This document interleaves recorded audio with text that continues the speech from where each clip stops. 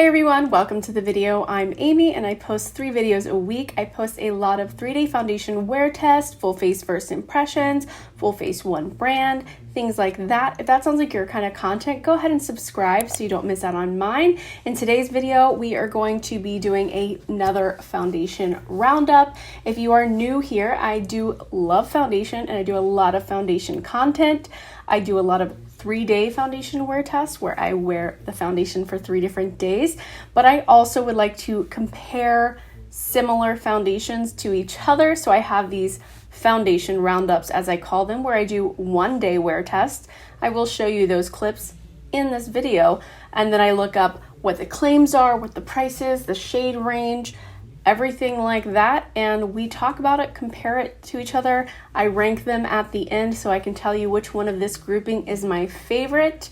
I do have a playlist of these. This is the 4th one. I will go ahead and link the playlist here if you're interested in watching the rest of them. But yeah, let's go ahead and get into it. All right, first of all, I would like to what is it called? Point out the elephant in the room. Let's talk about it, okay? It's hot in here. This clip doesn't hold all my hair. This is what I was left with.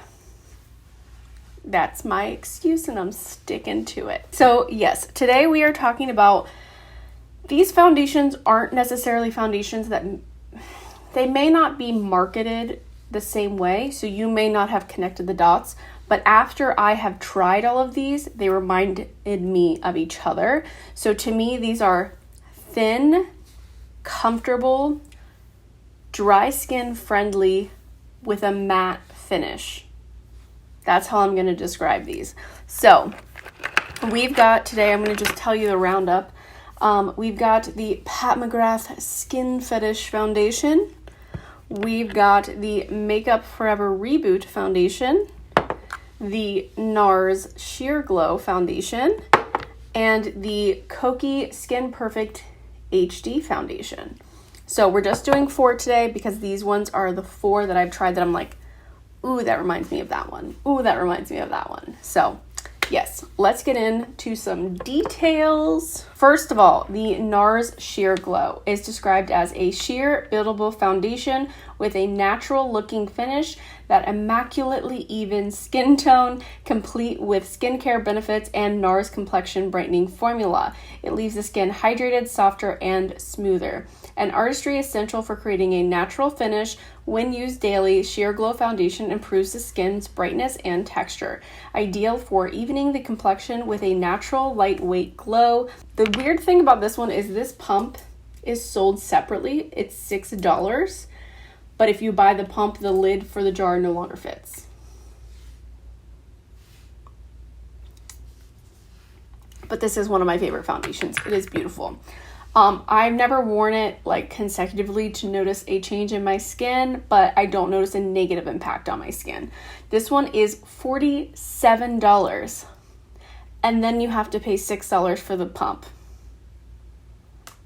Come on, Nars. Get it together. It comes in 40 different shades. I'm calling this a 4 because even though there are 40 shades, I don't feel like it goes deep enough, and I feel like it has enough coverage that it should definitely go deeper. And it's like a medium to full coverage, so you should have deeper colors than what you have here. So I give it a 4 for that. The finish is natural. I consider it, you'll often hear me on my channel talk about this foundation because it is one of my longest lasted favorites. It's been one of my favorite. It has been one of my favorites for the longest. But I always call it matte, and that's only because they call it sheer glow. So I want you to know it's not glowy. I was watching Taylor Wynn's video, I think it was Taylor Wynn the other day, and she was like, I don't know why they call this sheer glow. And someone commented and said, because it's a sheer amount of glow. So that is the way to take it. It is a sheer amount of glow. It is a medium to full coverage, and it is a like natural finish. It is not sheer glowy. So just know that. And it lasts for like a good 8 hours on me. So my final thoughts on this one were beautiful plump skin, thin foundation, natural matte finish. It gets a little glowy throughout the day, which for me, having a drier skin type, I like to have a juicier look and have like a glowier look at the end of the day, like as long as it doesn't look overly oily, which this one definitely doesn't. But I give it 8 hours of wear. I really love this foundation. This is like one of my favorite groupings of foundations. Like these, I love these ones. So when I rank these, please know that like number 4 of these is above a lot of the other ones that I've already done. So this is like some of my favorite foundations. But I'm gonna go ahead and go to the next one in my line here. This is not in order of my ranking. This is just in order of the way that I tried them out, if that makes sense. So the Koki one, it says, incredible formula brought to you all the way from Italy, housed in elegant frosted glass bottle, dispensed via a sleek hygienic pump. This thick liquid foundation is a high performance and high definition. It provides medium to full coverage that finishes into a natural looking semi-matte. It's lightweight, medium to full coverage, 18 shades. So like it said there are 18 shades. This one is $13.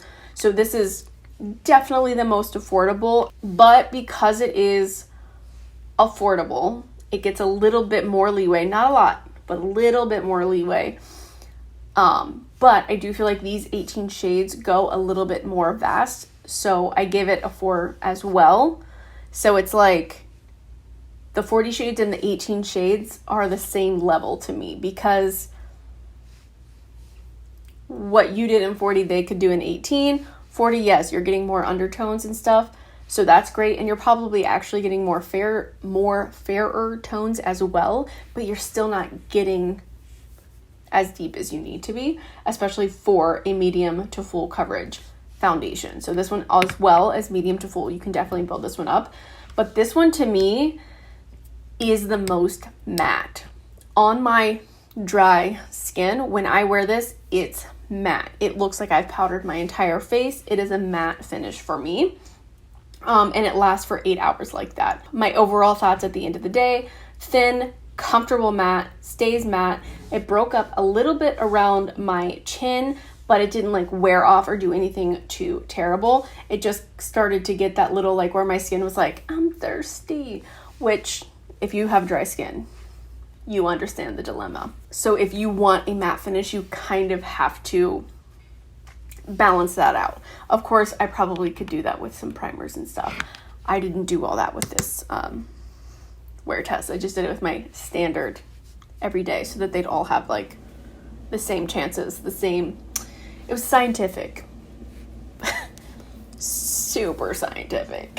The next one we've got here in the lineup is the Makeup Forever Reboot Foundation. It says, ideal for normal to dry skin types, this skincare-infused foundation significantly reduces the appearance of wrinkles and increases hydration for 24 hours. Skin feels supple, plumped, and visibly smoother, while radiant satin finish leaves the complexion looking flawless and bright all day. It has ginseng, camellia, japonica, mondo grass, light to medium coverage. It says satin finish, ideal for normal to dry skin. And this one is $39, and it comes in 24 shades, which for Makeup Forever is a makeup artistry brand. Obviously, it is sold like widely to the public now as well, but you would think that they would have more shades than 24. Like, I feel like that's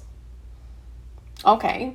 So I gave this one a 4 as well. This one does go a little bit more varied, but it also has a little bit less coverage than the ones we've talked about. Like it said there, it does have more of a light to medium. It's something you can definitely wear very like sheared out, not sheer, but sheared out to a light coverage.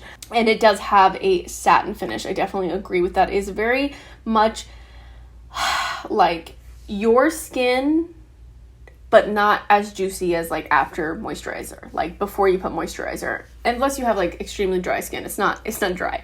But it is just like a very satin finish. It's got like a little bit of life to it, but not too much juice. It's not even as juicy as what I've got going on here. It's like just a little bit more toned down than what I've got going on here. But this one lasts forever. I've worn this 10 plus hours. It looks amazing under a mask, everything. This one is like my foolproof foundation. It is not it's one of my favorites in the way that it looks, but it is my favorite in the way that it looks plus the wear time, if that makes sense. So like I still might choose another foundation. Like I love the glow, not the glow, but the little tiny bit more of the moisture that I get there. But this one lasts so well even under a mask. It looks so beautiful. After the end of the day, I wrote good thin matte formula for dry skin, wears really well through a mask and dry skin, lasts very long, and looks pretty much the same at the end of the day. So that's what I had to say with that. There's a hair on my chin. All right, I'm gonna go ahead and give you a look at this bottle. I do keep it in the box, and I don't really know why, because I don't keep anything else of Pat McGrath's in the box. But here is the bottle. I just think it's so beautiful, and then the box as well is very beautiful. Hold on, this hair. I'm gonna lose my mind. Now, we know Pat's description is gonna be quite, what do they call it? Purple and full of flourish. All right, it says, Mother's instantly iconic foundation builds weightlessly from sheer veil to a flawless medium coverage in 36 universal color choices and 5 shade levels, custom curated for all skin types, tones, and undertones. The second step in Mother's sublime perfection system delivers a customizable couture finish that brings the runway to real life in a few powerful drops. Silky and luxurious, it feels creamy to the touch and delivers a controlled, easily buildable coverage, self-setting, post-perfecting, and long-wearing. Its sublime satin finish lasts all day. This one is $68. And like I just said, it comes in 36 shades. But like it said, hers are a lot better of a spread between the shades, the depth, and as well, this one does have like not as full of a coverage. I would call this one medium as well. I would call it a true medium, though you can go lighter. I like to categorize these by like the most coverage that you could get. So I would call this one a medium. Maybe you could build it to full, but I don't think that the texture of it would lend to that. I feel like that's when you would get into like it not looking good on the skin anymore. And it is a satin finish, and I put 8 hours for this one as well. It does have quite a good wear. So this one says very lightweight, invisible skin feel and look, and gets a little bit glowy throughout the day, but nothing too much.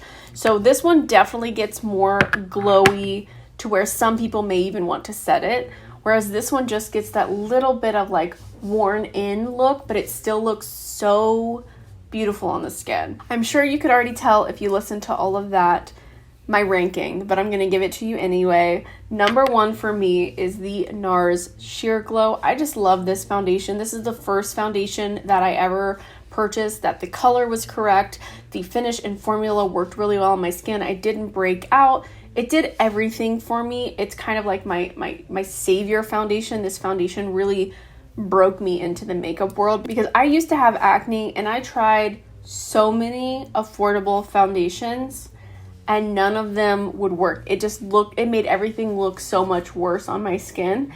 And then I even tried like the Jouer, the really full coverage. Remember when that was like super popular all over the internet about how full coverage, this is the most full coverage foundation I've ever seen in my entire life.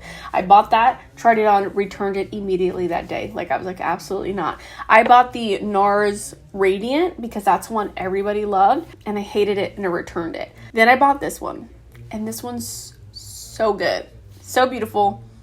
It made me stick to makeup. It made me keep trying makeup and it made me have hope for makeup, honestly.